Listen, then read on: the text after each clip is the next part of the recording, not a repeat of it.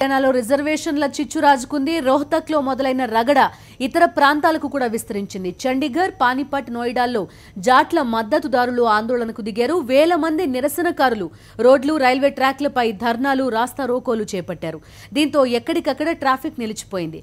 సోనిపట్ రోహ్తక్ జాతీయ రహదారిపై ఆందోళనకారులు బైఠాయించడంతో ఆ రోడ్డు వెంబడి రాకపోకలు ఆగిపోయాయి. ఇక నిరసనకారులు రైల్వే ట్రాక్లను దిగ్బంధించడంతో రైళ్ల రాకపోకలకు తీవ్ర విఘాతం ఏర్పడింది. మరోవైపు జాట్ల మద్దతుదారులు విధ్వంసానికి దిగుతున్నారు.